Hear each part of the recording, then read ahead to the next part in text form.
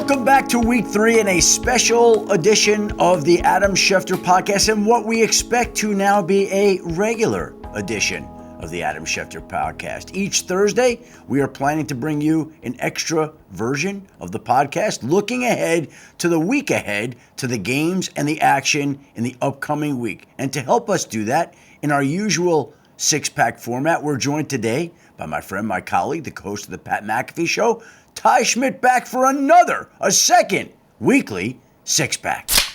Thank you much. Thank you very much, Shefty. Excuse me. Good as always to see you. Hey, listen, it's awesome wrapping up the week, but this is the meat and potatoes. A lot of people are looking for this. Let's go ahead and preview the weekend. Got a lot of good games on the slate, so let's get right to it. Let's start with topic number 1, Shefty.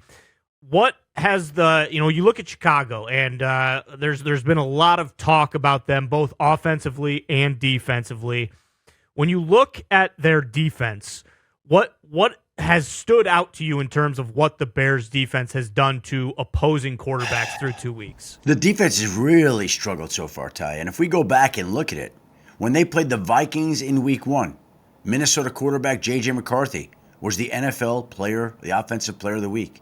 When they played the Lions in week 2, Jared Goff was the offensive player of the week. So if form holds and the trends continue, that means when the Chicago Bears play the Dallas Cowboys this week, Dak Prescott, who's playing exceptionally well right now, is in line to win the offensive player of the week. The Bears are 2 for 2 in offensive players of the week. This could be 3 for 3 with the way Dak is playing.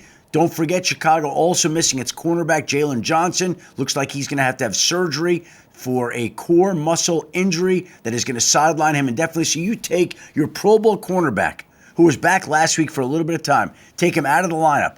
Now you've got a defense missing Jalen Johnson. You've got a lot more pressure on the Bears defense coordinator, Dennis Allen. This is a big spot for the Dallas Cowboys. And let's not forget the fact that the Chicago Bears are 0-2. Pressure's mounting. Caleb Williams right now has a lower completion percentage this year than he did at this time last year. He's got to get right, and he's got to start playing well. He's had moments this year, but it's got to be on a more consistent basis, and we'll see whether or not he can get that done. Okay, well, let's go right to that game then, Shefty, in topic number 2. When you look at Cowboys and Bears, who might that game matter most to right now? We've already heard the stuff from Ben Johnson coming out saying, hey, listen, we don't have a championship team's practice habits. And then a lot of people saying, well, you're the head coach. Isn't that your job to, make sure you have that? Cowboys obviously get the monkey off their back a little bit last week, but, I don't think you ever want to say a game's must win week 3, but who does this game matter to more? Well, by the way, before we get to that question and the answer, the number of teams that have started 0-3 since the start of the decade, I believe, is 117. Only one, the 2018 Houston Texans, has made it to the playoffs. So if the Bears start 0-3, they are in a deep hole that is going to be especially difficult to dig out of when you're in a division with the Packers, Lions, and Vikings. So yes, I would say if the Bears don't win on Sunday, it's over for them, the season, which is amazing because there's been all this talk and all this conversation about the Bears. And isn't it interesting that the man who will have a huge say in whether the Bears season stays alive or ends unofficially on Sunday will be their former head coach, Matt Eberflus, the Cowboys defensive coordinator. How much pleasure and enjoyment do you think Matt Eberflus might derive by helping to hand a huge defeat to the Chicago Bears, the team that fired him, I believe it was after Thanksgiving last year, that Friday, right after a big loss. They let go of him. He got fired, and they hired Ben Johnson, put everything they could behind him, made a number of moves, and now Eberflus has a chance to extract revenge. Now, he doesn't strike me as that kind of guy where he's a spiteful, emotional kind of guy, but I will say this. It is just human nature to want to beat somebody that fired you or to let you go. That is human nature. I don't care how even-keeled you are. I don't care how much you have a calm disposition. And Matt Eberflus has all those things. Deep down, don't you think, Ty? Don't you think it has to be personal to this guy? Yeah, without a doubt. I mean, you're not in the NFL if you're not an ultra competitive person. You're just not. I mean, I guess if you're a player and you're supremely talented, and maybe you're not caring as much if you win or lose, if you're getting paid, but kind of people who make it to the NFL are few and far between. Yeah, he got fired. He was the first guy to get fired last year too, right? And it was nationally televised game on Thanksgiving, kind of just taking pot shots from everyone, ruining your holiday with your family. Yeah, I would say even if he doesn't have that type of personality, even if he doesn't show it, this is probably deeply personal for him. And by the way, the Bears have lost 6 straight home games, which is the longest active streak in the NFL, which Matt Eberflus was a part of, and he could contribute to making that streak 7 if he could help the Dallas defense play well enough to shut down Caleb Williams and the Bears, who there seems to be an awful lot of pressure on this week. Without a doubt, yeah. I don't know if going in, if I would have pegged this as like a must-watch game when you look at it, but all the storylines surrounding it, like this'll definitely be in the juicy. 4 box. It's juicy there, Ty. It's very juicy. It's very juicy. So I'll be excited for that one. Let's move on to topic number 3 of this Thursday's Six-Pack Shefty. We're getting a QB matchup that I don't think anyone asked for, but might end up being very, very entertaining. What do you think about Jake Browning's Cincinnati Bengals taking on now Carson Wentz's Minnesota Vikings? Who ever would have thought that this would have been the matchup in week 3, right? Like, you are looking ahead to Joe Burrow and J.J. McCarthy and Justin Jefferson and Jamar Chase, 2 former college teammates, going up against each other, and all the fireworks that a Bengals-Vikings game would produce. And now we've got Jake Browning versus Carson Wentz. Now, I will say this. Jake Browning, I think people forget, we talked about this on the Tuesday podcast, is a guy who I think has got a lot of high school passing records in the state of California, very accomplished. When Joe Burrow hurt his wrist the last time and missed 7 games, he came on and led the Bengals to a 4-3 record. Jake Browning is a good, capable quarterback. He's not Joe Burrow. Very, very few people in this world are Joe Burrow, but Jake Browning is good enough to win. Carson Wentz at one point in time was a former NFL MVP candidate. And what's great here is that he grew up a big Vikings fan, going to Vikings games and waving his towel and chanting Skol and all those things. And now he's got a chance to lead this franchise in J.J. McCarthy's absence. And so you got 2 guys that you never would have expected to be in this particular spot. And here they are squaring off, both with a chance to keep their franchises afloat. The Bengals 2-0. The Vikings coming off a big loss on Sunday night after they looked good in the opener. So they need to find a way to win this game. And again, I just never would have imagined that Carson Wentz and Jake Browning, no disrespect to either one, but this sounds like the kind of matchup you ordinarily would get in the NFL in like weeks 16, 17, 18, when injuries are piling up late in the year, when some teams have a bye week or they put away the division and they want to use that 1 week to get ready for their playoff game. Then you get Carson Wentz and Jake Browning. In this particular case, we're getting Carson Wentz and Jake Browning in week 3. That's early. But that really is the story of the week, is all the quarterback injuries affecting all these teams, whether it's this particular game or Justin Fields being out for the Jets or Jaden Daniels being at best questionable for the Commanders. A lot of quarterback injuries early on, but in one game, we get 2 guys squaring off head-to-head.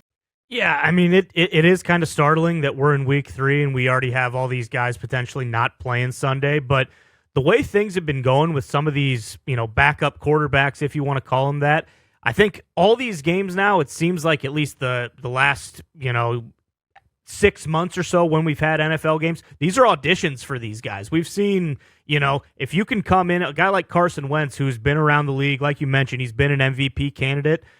He's never played, with Kevin O'Connell, who by and large, every person he has coached has played magnificent. So who knows? I mean, if he comes in and, like you said, keeps the Vikings season afloat, I think you're right on Jake Browning. They know what they have with that guy. I don't think they're going to curtail the offense too much. Like, he's going to throw it. We saw that on Sunday. And granted, he's not Joe Burrow, but in the end, this could end up being, a pretty decent matchup. I don't think you're viewing it like, we're basically getting preseason football in week 3. I like it. Now let me give you one more twist. Let's say that Carson Wentz plays really well. What do you think the mindset in Minnesota is going to be at that particular moment if Carson Wentz is playing well under Kevin O'Connell? Look, J.J. McCarthy is going to be out 2 to 4 weeks with the high ankle sprain. And we talked about this in the podcast where they're going on a European tour, essentially, with back-to-back games before a bye week. But if Carson Wentz can play well, that's going to give them the patience that they need to have with J.J. McCarthy. They're not going to rush him back. And the better he plays, the more Kevin O'Connell is going to be viewed as a mastermind of quarterbacks. Yeah, no, I mean, it's a great opportunity for him. It really is. And with all the weapons at his disposal, too. I mean, that's the thing. If you're in Minnesota, it's, hey, you're throwing to Justin Jefferson, you're throwing to TJ Hawkinson, you're going to have Jordan Addison back before too long here. So he's got a real opportunity there. And then obviously the proof is in the pudding with Jake Browning. We've seen what he can do.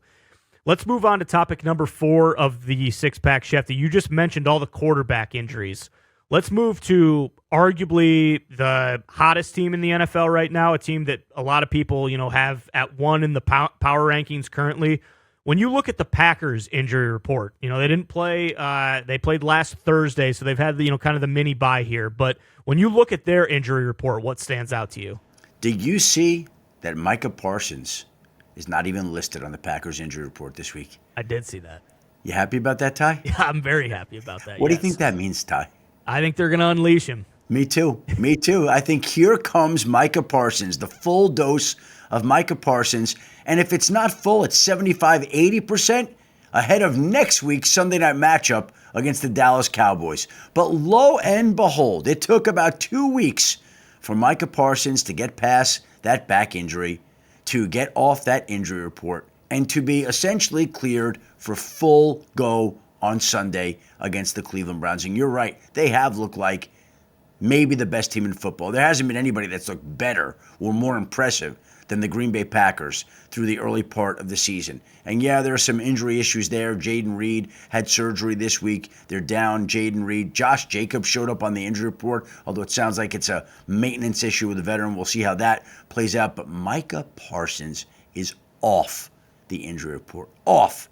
And that means he's probably going off on Sunday and going off next week against the Dallas Cowboys. How much are we going to talk about that game next week when Micah Parsons is headed to Dallas? We're already doing it a week and a half out, right? Yeah. But here it comes. That's going to be we talked about juicy in this podcast. That's going to be a juicy a juicy storyline for next week in week 4. Yeah, I cannot wait for that. Very excited to see what his usage is like on Sunday, if you're a Packers fan too, because I think some of the discourse has kind of been like, well, hey, do you kind of just play him as many snaps as you've been playing him right now and kind of just let him go 100% balls to the walls every time he's in there? I don't think he wants to do that. I think he wants to be on the field, for the majority of the snaps, which he probably should be. And then the other thing that if you're a Packers fan, you love to see, Aaron Banks, their Yes. new acquisition this offseason on the offensive line, he said, hey, I'm playing Sunday, period. So it doesn't sound like Zach Tom will,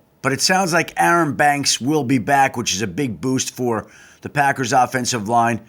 And that should work out well. By the way, we're talking about next week already. Yeah. Nobody's mentioned it's the Kenny Clark revenge game either, have they? No, they haven't. But, we'll have about 7 to 10 days to drum that up. So we'll put that on the back burner.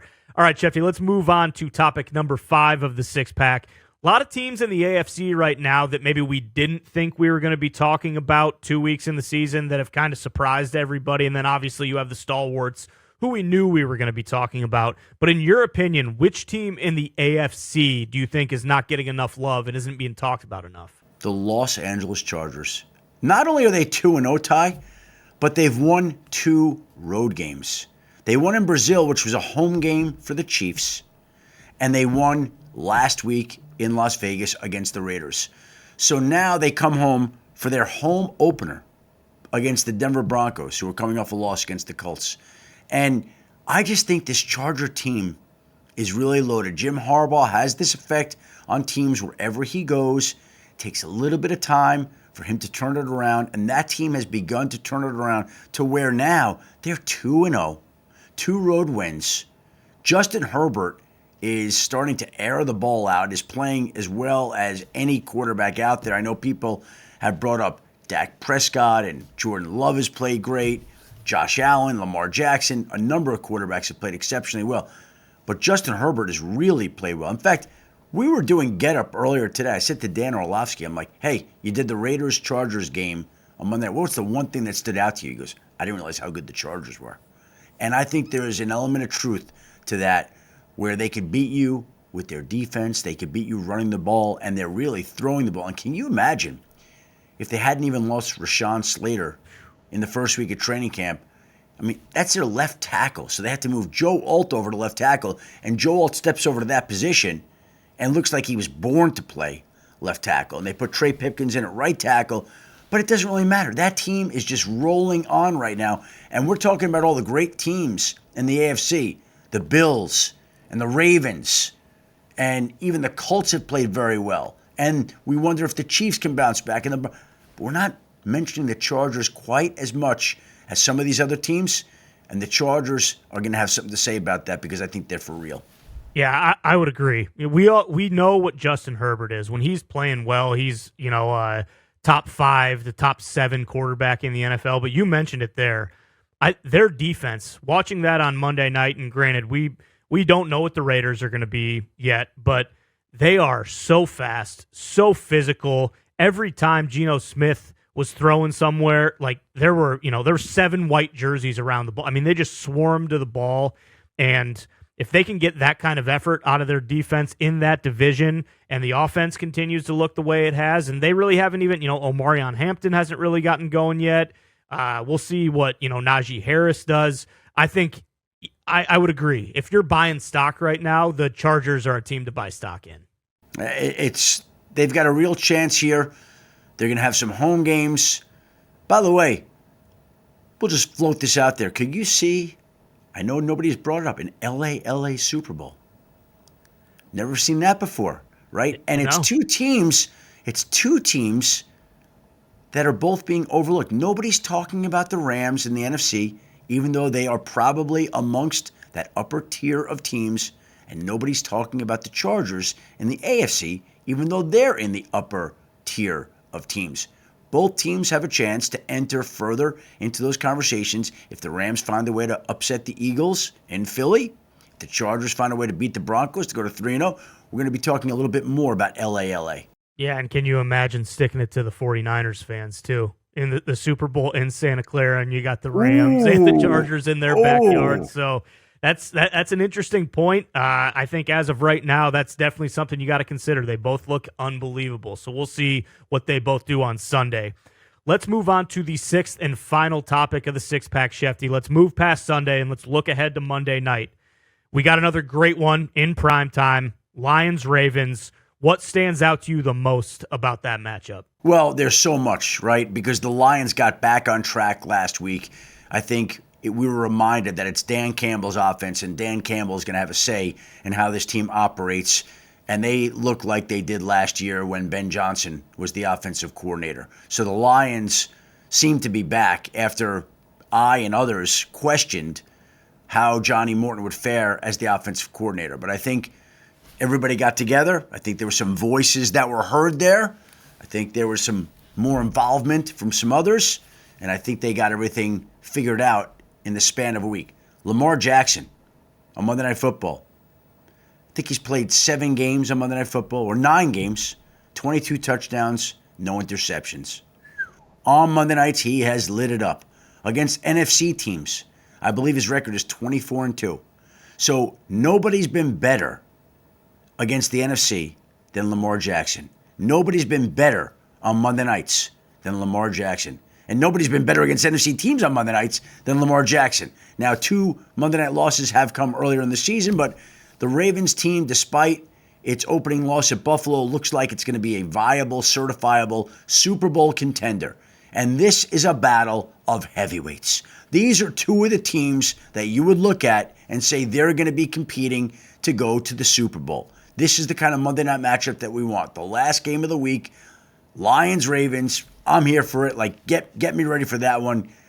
My popcorn's ready for that one, Ty. Yeah, I agree. And I don't know. I mean, it's a little early to be a quote-unquote measuring stick game, but like you mentioned, we know the Ravens are going to be there. They're going to be one of those teams in the end who's got a legitimate chance to go to the Super Bowl. I think the Lions do too. And I don't know if I don't know if it'd be accurate to say they've been a little Jekyll and Hyde the first 2 weeks, because the Packers may end up being one of the best teams in the NFL, and we don't know what the Bears look like. But they looked pretty bad against a really good team. They looked unbelievable against a potentially bad team, and now we'll see what they can do against the Ravens. Man, what a little bit of a murderer's row schedule for them to start too. So we'll see. Obviously, their offense looked unbelievable last week. I know Lions fans are looking for a lot of the same.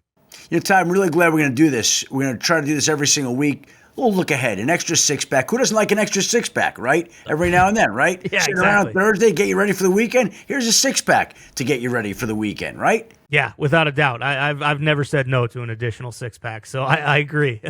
So please rate us, subscribe to us. Subscribe, rate, and review.